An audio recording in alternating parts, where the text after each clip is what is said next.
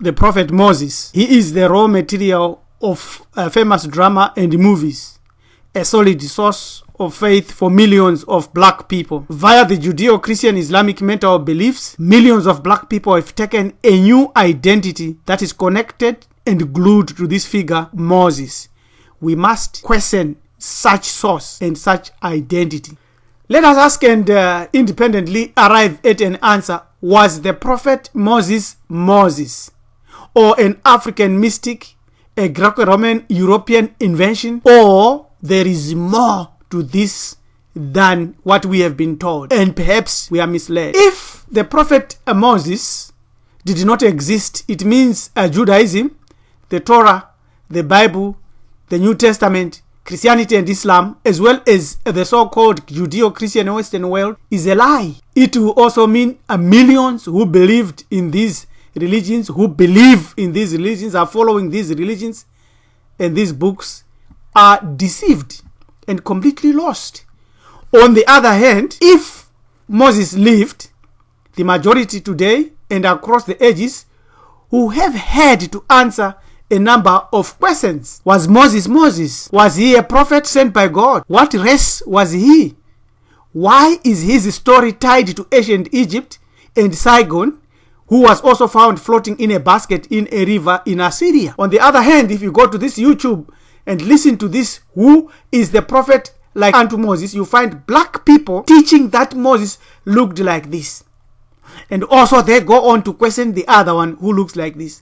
From this website of the Al-Jamina, Prophets of the Jews, you find that Moses, the lawgiver and the greatest of the prophets, is shown like this European. So who is correct? Let us assume for the sake of progress that the Bible tells a true story. Why should we do this? Because outside of the Torah and the Chronicles connected with the Bible, there is next to no evidence like a grave, a skeleton, archaeological and historical record of Moses' existence. Many scholars have gone on to demonstrate and to teach this. The specific names of pharaohs across time are known and recorded. Like this archaeologist Rolf Krauss theorized decades ago that Moses was actually one and the same with the short-tenured Egyptian king Amenemese, who looked like this. Therefore, in the Torah and the Bible, the use of the title Pharaoh goes on without specifically naming the individuals involved with the nation of Israel in its early stages in the Torah. Why? Why is it also that the pyramids and the Sphinx, known all over the world as amazing, are not included in the Torah? If we go into Exodus 2:19, you say when they came to their father Reuel, Yitiro, which is his name, he said, "How is it that you have come back too soon?" Asking his daughters. They said, "An Egyptian delivered us out of the shepherd and even drew water for us." That is the story in Exodus. So Moses is identified as an Egyptian. He looked therefore like this. Moses was learned in all the wisdom of the Egyptians and was mighty in words and deeds. This is a very important statement found in the New Testament. Inspired statement. It still has a meaning. The question now comes, who wrote the Torah? Africans invented writing. That is clear, straightforward. So the origins of writing was of pictographs discovered by black people, by ancient people in Africa, still found or written on caves across the whole earth, where indigenous Negritos, indigenous Negroids, indigenous people lived. They had pictographs like that. And then out of the pictographs, specifically the ones in Meroe or Marua, came the ancient Egyptian hieroglyphics, which is the first and the only, the source of alphabet for all languages, all of them on earth. So you see the pictograms that were spoken of in ancient Egypt, and then the Hebrew pictographs inscription, and the Mosaic Paleo-Hebrew in 1400, it looked like that. So it all came from ancient Africa, ancient Egypt. In any case, Israel is in Africa, so it's all an African language. The other problem with Moses is that if he is the one who wrote the Torah, is that Moses wrote about his death. In Deuteronomy 34:7, Moses was 120 years old when he died. His eyes were undimmed and his freshness unabated. This is proof that Moses actually did not write that. So the Torah that we have, the Torah that we boast of, was crafted and written and edited by other people. That's one proof. There is the other proof. Deuteronomy 31:22. Moses therefore wrote this song the same day and taught it to the children of Israel. That was not written by Moses. So that's proof number 3, that the Torah that we have was crafted and written by other people. So this Moses that we have might be a created entity, created by whoever wrote the Torah. Now the man Moses was very meek above all the men which were upon the face of the earth. That's rhetoric. That's someone writing that. And in any case, Moses was not meek. He killed an Egyptian. He caused the death of thousands and thousands and thousands of people. So that these 3 proofs, they're proofs that editorial editions inserted some Osirian-like myths for Moses, like his death in Deuteronomy 1:4 reflects the mythical scope of this character Moses as a created entity or character ontologized by the authors. Thus, if we identify our identity today and our religions today and our belief system today with a created entity, we become the sons and daughters of those who created this entity.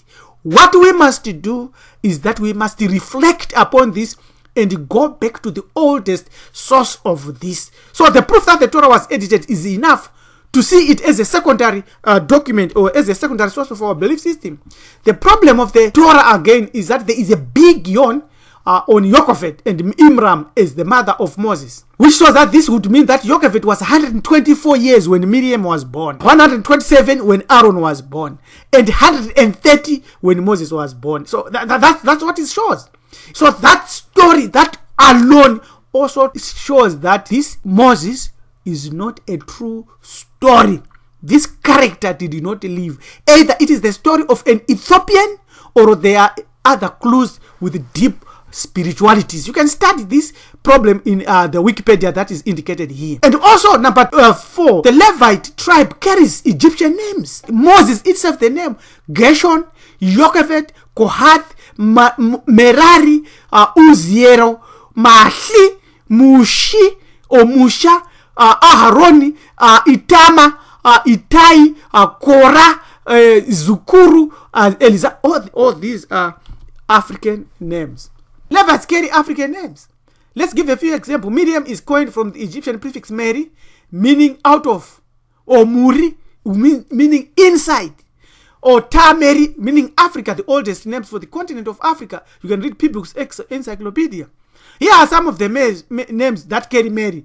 Merira, or Mariro, Meriputa, Merenaputa, Mary, Mary Amen, Mary Am, which becomes Miriam. We meet Phineas or Nehes, an Egyptian for the description of one who is very dark, like Mutema Mshaba, Mtsukutsuk, or Mtema Tema.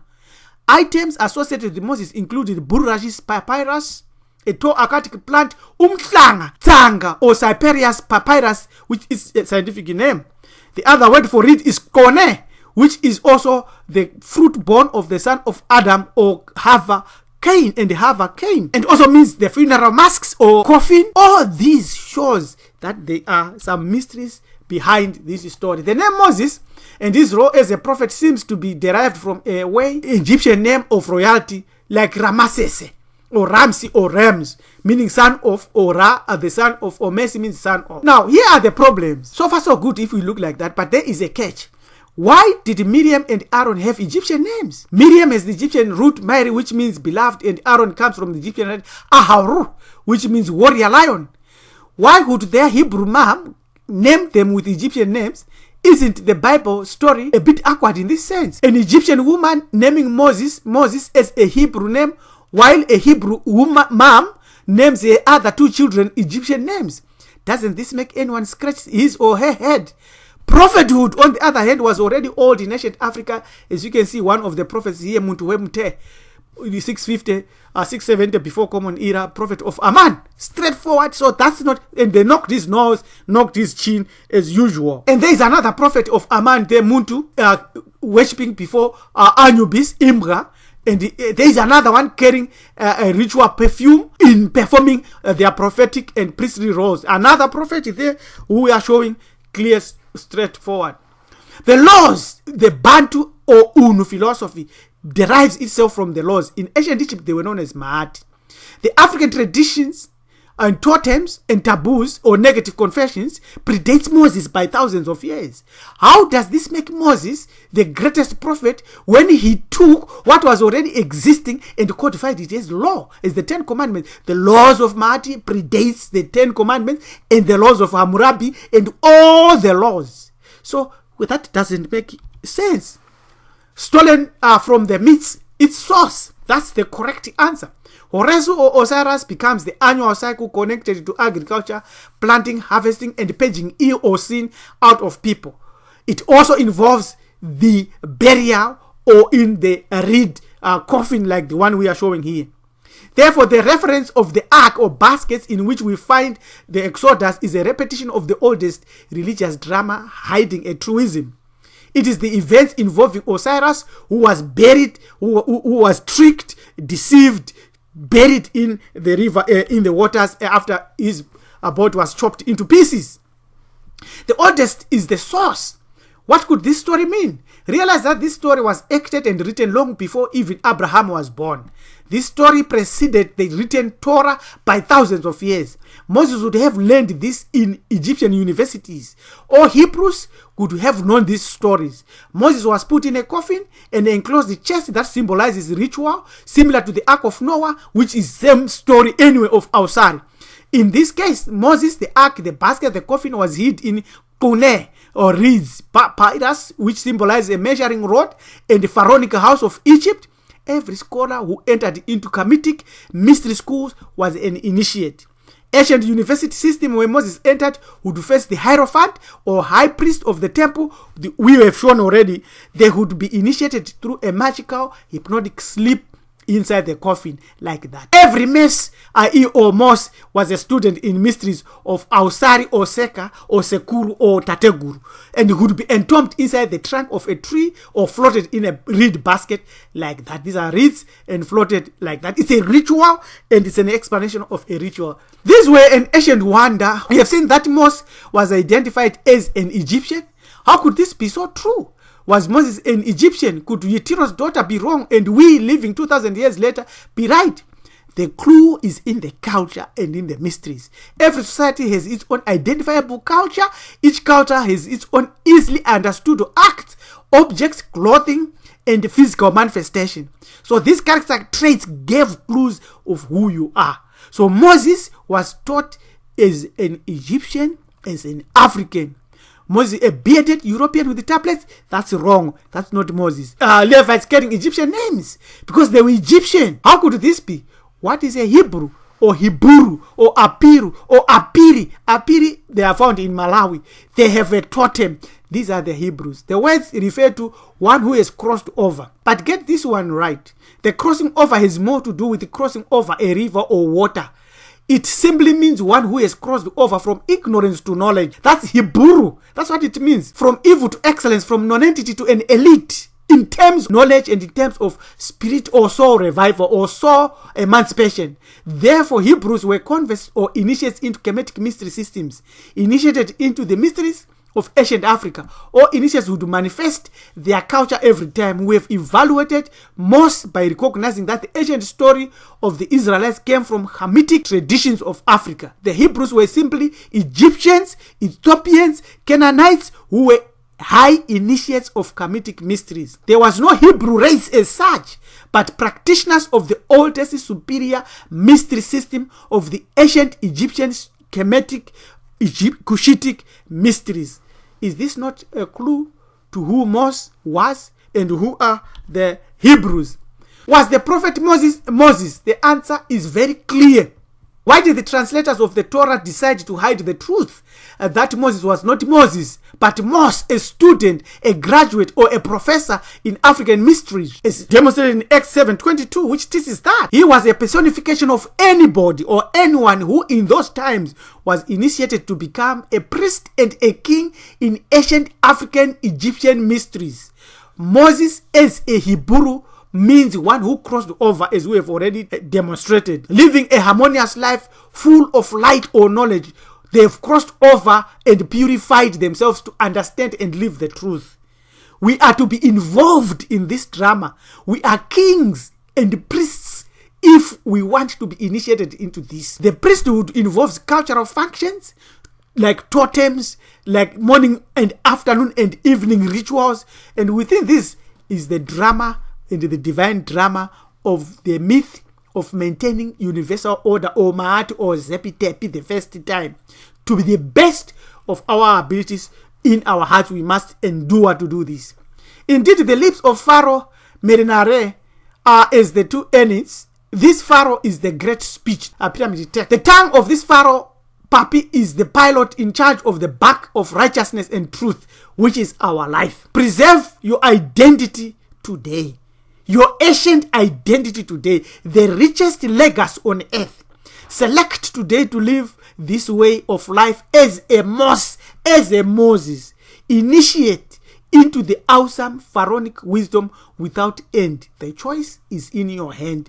So Moses was not Moses. Subscribe to our channel, Hamiti Hebrew Ethics, where we offer the real alternative spiritual power source for all black people. This Priest Rabbi LM Dumizulu. This is our email, lmtumizulu@gmail.com. Contact us and let's walk this walk together. Thank you. Goodbye.